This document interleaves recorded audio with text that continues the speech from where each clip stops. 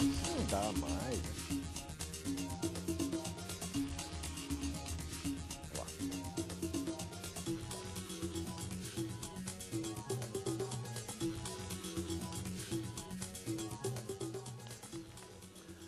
A concentração dos meios de comunicação eletrônica no Brasil, a propriedade cruzada dos veículos, ou seja, uma mesma empresa ser proprietária de emissoras de rádio e televisão, de jornais, de revistas e de sites da internet, e a política de concessões de canais de rádio e TV, tudo isto e muito, muito mais está entre as preocupações da Frente Parlamentar pela Liberdade de Expressão e pelo Direito à Informação, recentemente lançada aqui na Câmara.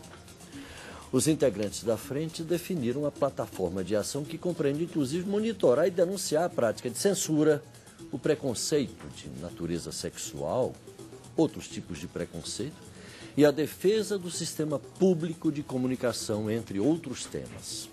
Para comentar com a gente as primeiras ações e a forma de atuação da nova frente, estão aqui conosco os deputados Luiz Erundina, do PSB de São Paulo, e Emiliano José, do PT da Bahia, que eu quero agradecer desde logo pela gentileza de participarem com a gente aqui do programa. Iria começar indagando exatamente por uma questão que está na base disso tudo. Existia um conselho de comunicação até outro dia aqui, 4 anos atrás, ele ainda funcionava. De repente não se ouviu mais falar disso. Essa frente vem como reação a esse vácuo, deputada Erundina? Não só, porque a reação a essa omissão do Senado já é antiga. Eu tenho batalhado, né? Primeiro eu batalhei há 12 anos atrás, quando eu cheguei nessa casa, para que o Conselho fosse criado, que havia um dispositivo na Constituição, mas não se tinha feito a lei complementar. E essa lei ocorreu em 91, e de lá para cá houve a eleição de 2 conselhos, dentro de um período de mandato de cada um deles, e a partir desses 2, né, venceram-se os mandatos e o Senado não convoca a sessão do Congresso para eleger um novo conselho. Eu tenho denunciado, inclusive eu fiz uma representação ao Ministério Público Federal, que inclusive me informou, depois de um ano, demorou, né? Mas me informou que estava arguindo o Senado sobre essa omissão. Deputado Emiliano, quais são os principais objetivos da frente, dentro daquele painel rápido que eu esbocei aqui na abertura do programa? De que forma ela pretende atuar? Eu creio que você, na sua fala já de abertura, no lead da nossa conversa, você já expôs os principais objetivos dessa frente. A deputada Erundina tem sido uma precursora da luta, por que nós podemos chamar pela democratização da comunicação no Brasil. Acho que essa é a questão chave que nós devemos enfrentar, sem medo de dizer a palavra, democratizar a comunicação no Brasil. Nós, o nome da frente é pela liberdade de expressão e pelo direito à comunicação com participação popular, porque nós vamos insistir. Ontem, há poucos dias, fizemos uma reunião com representantes de variadas instituições que têm preocupações com a comunicação como um direito e preocupações com a comunicação com relação aos direitos humanos. Porque às vezes a gente pensa que a comunicação é algo fortuito, né? Que cada um decide o que faz, e não pode ser isso. A comunicação é um direito básico da população. E democratizar a comunicação no Brasil é um objetivo fundamental. E nós situamos, em primeiro lugar, que nós somos contra qualquer tipo de censura. Porque nós enfrentamos ditadura. Inclusive a judicial, que vem acontecendo com muita frequência ultimamente, que substituiu aquela outra draconiana dos militares. Contra a censura judicial, contra a censura do Estado, contra a censura privada.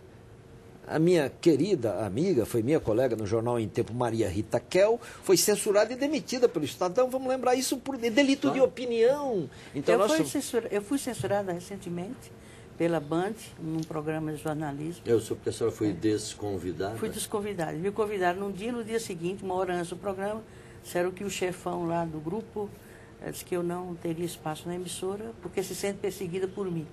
Porque eu, como membro da Comissão de Ciência e Tecnologia, entrei com requerimento, não só em relação à renovação da concessão da Band como cabeça de rede e dezenas de outras emissoras que estão ligadas a essa rede, mas também quando da renovação da Globo, da rede da Globo, a rede da Record, eu entrei. Não ganhei, porque eu era minoria na comissão. Vamos ver se agora tem mais gente que queira democratizar, inclusive, essa questão das concessões. Eu fui impedida de falar num programa de jornalismo da Band. Pois é, inclusive com essa questão da concentração, como eu disse no início, passa a ser uma das grandes preocupações da frente, né? Porque as pessoas acho que até se habituaram, de certa forma, aceitam com a maior naturalidade do mundo essa concentração e além da concentração, esse hábito de poucas famílias dominarem os principais veículos e ninguém parece que se mexe. É que não há consciência de que esse serviço é um serviço público, é um patrimônio público, é uma concessão da sociedade através do Estado. Então, eles não são donos desses canais. Eles são concessionários. Exatamente. Né? Eu sempre digo que ninguém impede um cidadão de entrar num transporte coletivo, num ônibus, por exemplo, que é uma concessão pública. Então, ninguém pode ser impedido de entrar. A deputada Erundina lembrou uma restrição, uma censura de que ela foi vítima. Eu, na Rede Globo da Bahia, na TV Bahia, que é afiliada da Rede Globo, nunca estou usando a expressão. Nunca pude falar na Rede Globo da Bahia. Eu sou impedido. Eu tenho lá uma tarja que diz Emiliano, não posso. Se eu estiver em algum ato que os outros, eles dão um jeito de editar, e não é difícil, você sabe disso, de modo que eu não apareça. Eu sou um sujeito clandestino, portanto, para a Rede Globo de lá.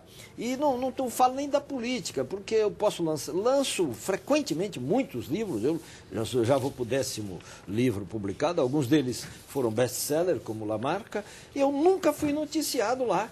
E não é porque os jornalistas não queiram, é porque é uma ordem que eu não deva ser noticiado. Então, mas isso não tem importância, digo, não é o meu caso, da deputada Erundina, é o direito da população e da diversidade a que você se referia. Por que 3, 4 famílias podem ou têm o direito de dominar o discurso sobre o país? A questão é essa. Tem o direito de interpretar sozinhas essas famílias o Brasil. Tem o direito de dar uma versão sozinha do Brasil. Quando se fala de democratização da comunicação, se fala exatamente em democratização da diversidade brasileira e da amplitude de proprietários, se a palavra couber, dos meios de comunicação. Não é possível que 3 ou 4 famílias dominem o discurso brasileiro. O que eu quero dizer, o pensamento torna-se, nesse sentido, ou uma tentativa ao menos, de pensamento único. Agora, não vamos nos iludir diante das dificuldades que uma frente como essa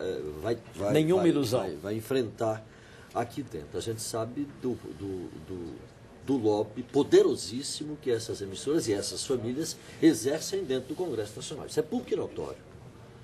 Como vencer tudo isso, deputado Erundina? Olha, é uma frente, como já disse o deputado, com participação popular. Na primeira reunião que se fez para poder discutir um manifesto e os primeiros passos da atuação da frente, havia 15 entidades representadas, entidades nacionais ligadas à questão das comunicações. E essas pessoas estão vindo, né, de uma primeira conferência de comunicação que se realizou em dezembro. Boicotada, inclusive, pelos grandes veículos. Com certeza. Alguns participaram, é preciso registrar também. Exato. Mas pelos grandes, pela Rede Globo, por exemplo. A diferença hoje, viu, Paulo, é que a sociedade, está na agenda da sociedade esse tema, que algum tempo atrás não. Foi uma conferência com mais de 1.600 delegados, saídos dos debates nas conferências estaduais, mais de 600 e com a dificuldade danada de mobilização, enorme, até porque os grandes veículos não participaram. Não, e a dificuldade é que o governo Lula, que foi o que mais convocou conferências, né, pelo menos parece que havia dificuldades de convocar essa conferência. E ela foi convocada depois de 3 anos de muita pressão. Eu acompanhei isso aqui na casa, de muita pressão, realizou-se a conferência e agora esse processo é irreversível. Está em outros planos, está no plano de direitos humanos, está no plano da cultura, fruto esses planos de também conferências dessas políticas e dessas áreas. Então, é diferente o estágio em que se encontra hoje a sociedade civil em relação a essa temática.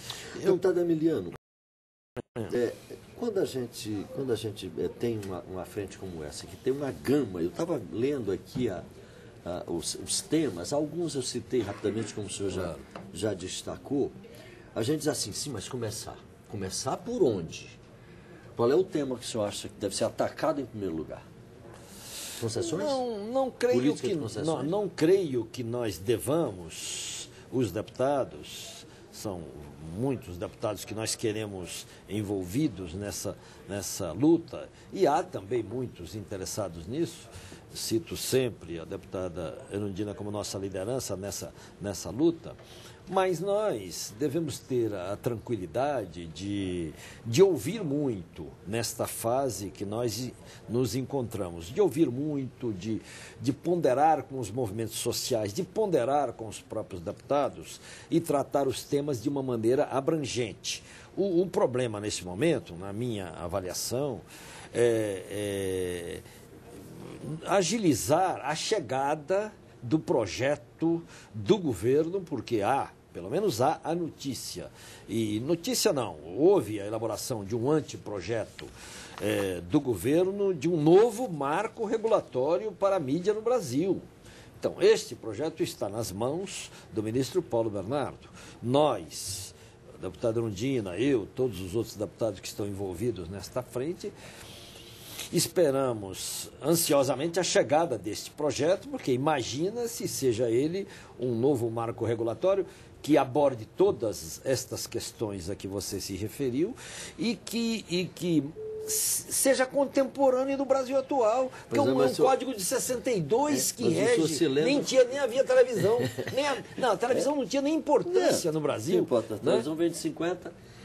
de 50, mas ela só vai ganhar importância, vamos ser verdadeiros, depois dos anos 60, final de 60 e início de 70. 69, com a Constituição do Brasil em rede, que a ditadura precisava constituir o país em rede, e aí cria a Globo, torna-se porta-voz da ditadura, vamos ser verdadeiros, porque isso eu acompanhei, fui preso e sei o que foi a Rede Globo como parceira da ditadura ali, naquele momento. Inegavelmente, inquestionavelmente. Então, o que nós queremos discutir, sobretudo, é que novo marco regulatório da mídia no Brasil nós vamos construir. Isso é uma responsabilidade desta casa, na nossa opinião, na minha opinião, na opinião da deputada Erundina. Agora, comunicação significa também não só os formatos, digamos assim, não só a questão da concentração, não só a política de concessões, mas conteúdo.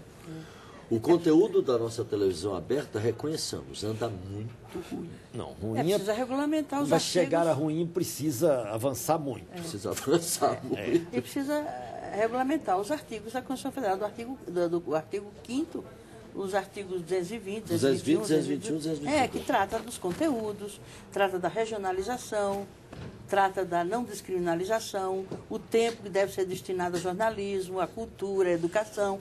Esses itens constam do dispositivo da Constituição Federal, do seu artigo 5º, e, no entanto, até hoje, esses artigos, aliás, o capítulo 5º da Constituição, os seus artigos 220 até 224, não foram regulamentados até hoje.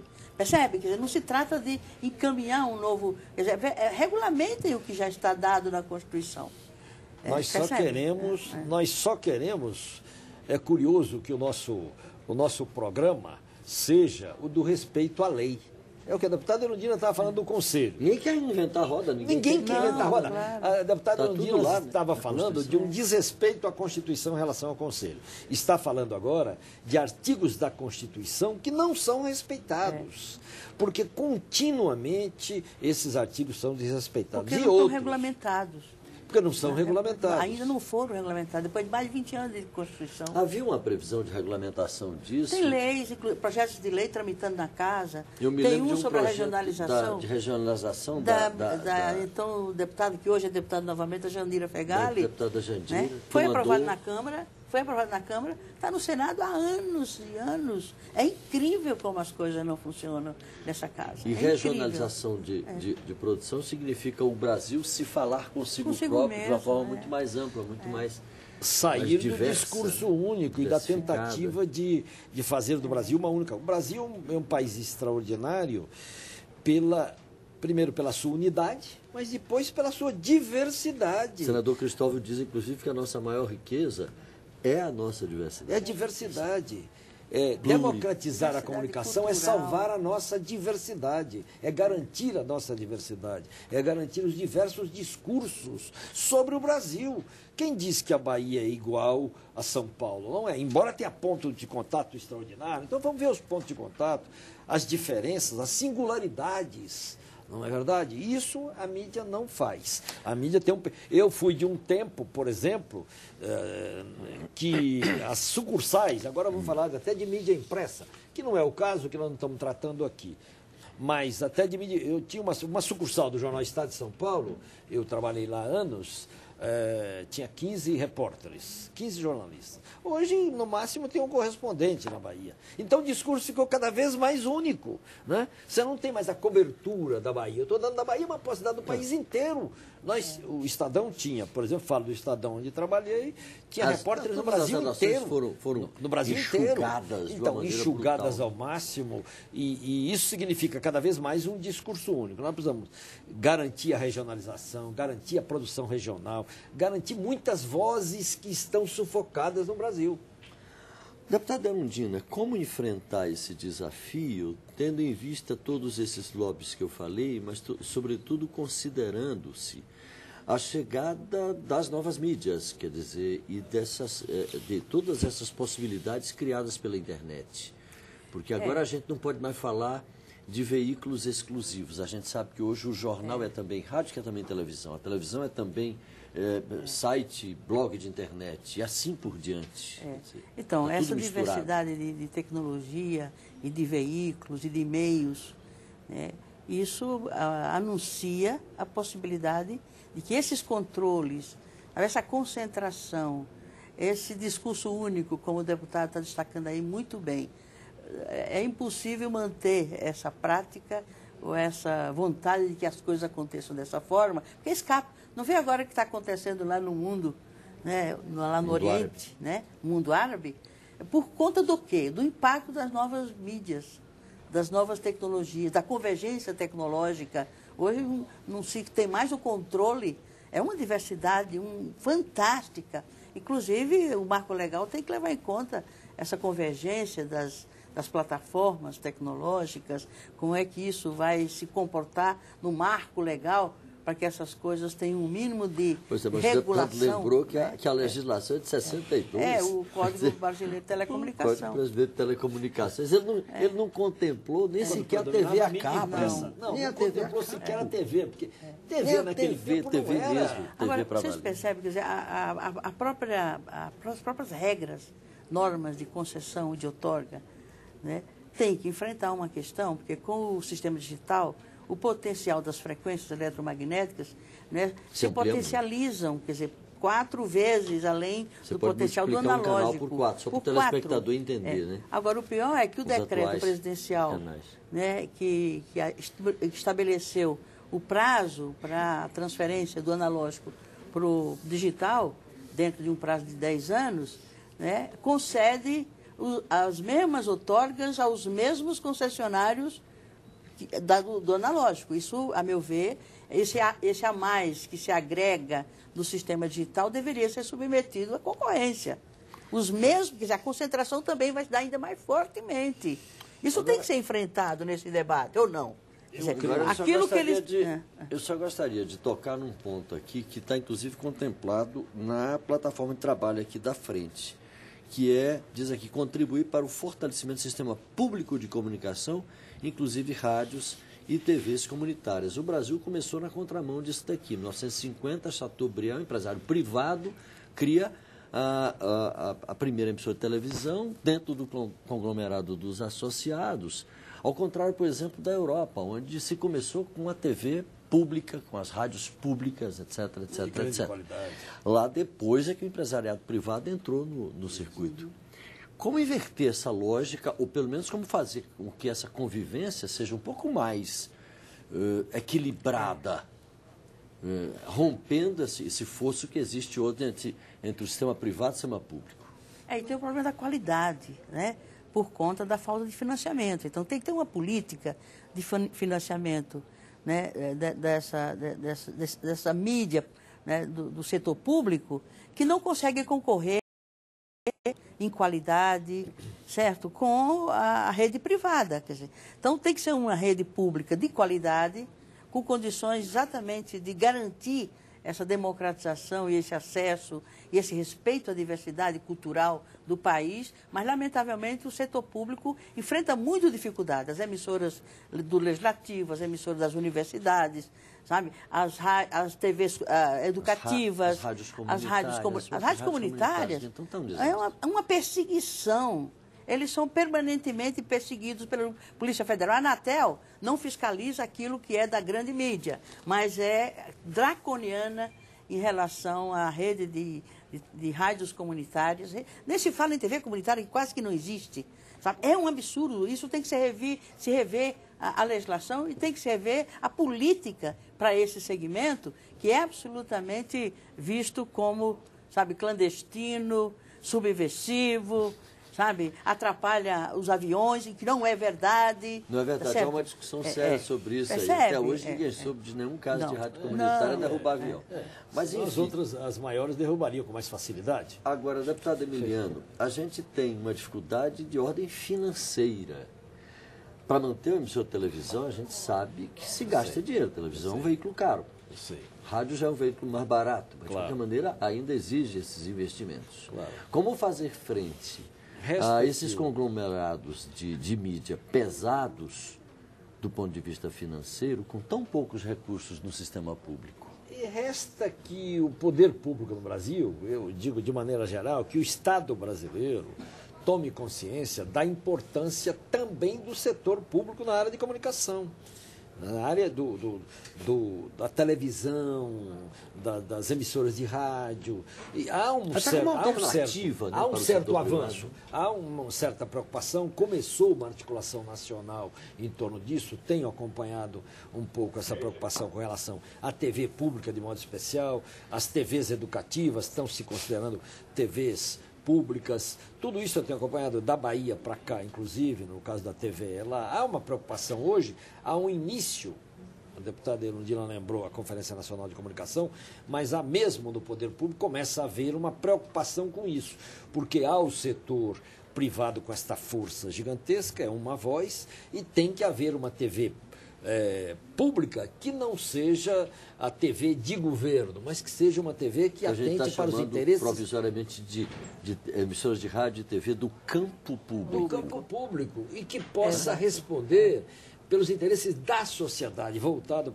e com respeito a direitos humanos, à pluralidade, tudo isso que nós temos falado. Queria tocar num assunto que você se referiu aí, que é dos conteúdos, né? Porque é sempre quando fala em querem conteúdo, fazer censura, ninguém está querendo fazer censura. Nós que combatemos a ditadura, inclusive os aliados, estas famílias poucas que foram aliadas da ditadura, estes órgãos que nós estamos nos referindo aqui, eu discuto muito isso ao longo das minhas falas por aí. Nós, então, somos contra qualquer tipo de censura. Agora, mudou, ou essas 3, 4 famílias compreendem que mudou a realidade, inclusive da produção de conteúdo, já no momento que nós estamos vivendo, ou elas dançam. Eu estou falando agora uma coisa do que ocorre no mundo da comunicação hoje, que não é mais, a produção de conteúdo não se restringe mais, por mais que elas queiram, a essas 3 ou 4 famílias. Por quê? Por causa do fenômeno da internet. Extraordinário fenômeno da internet. Porque hoje as redes sociais mudaram, as não redes apenas sociais o Brasil, mas mudaram o mundo. Mudaram o mundo e mudaram o Brasil. É só pegar episódios como da última eleição, onde as redes sociais exercitaram um papel fundamental. Então, hoje, muita coisa que não sai na chamada mídia hegemônica, sai e é notícia cotidiana e sai para todo mundo nessas redes. Olha, e falando de fundo de financiamento, tem o FUST. O FUST tem mais de 7 bilhões acumulado, serve para o superávit primário. Mas por que não se cria esse fundo, para garantir a universalização do acesso e aí financiar, inclusive, o campo público das comunicações? Então, está faltando uma política. E está faltando uma vontade política e certamente essa frente e esse novo momento pós-conferência a meu ver, coloca o debate num outro patamar e que a perspectiva é de avanço. Nós, TV Câmara, que fazemos parte do campo público, estamos abertos à frente. Então. Naturalmente. Deputado Erundina, deputado, muito obrigado pela participação dos dois aqui. Foi um prazer. Obrigado a você. Obrigada. Parabéns pelo trabalho de vocês. Muito obrigado, de excelente deputado. qualidade, né? Muito E a audiência é enorme. Não, me impressiona a audiência enorme. da TV Câmara. Eu falo aqui, quando eu falo, muita resposta, é impressionante. Subestimam, né, as grandes redes. Isso aí não vale nada, isso acabou também, Acabou. vai mudando. Porque está adquirindo qualidade. Porque as cada pessoas vez mais. procuram As pessoas estão buscando outras conteúdo. vozes. Né? Beleza. Muito obrigado. Foi um prazer. A você de casa, muito obrigado pela audiência, um abraço e até a próxima.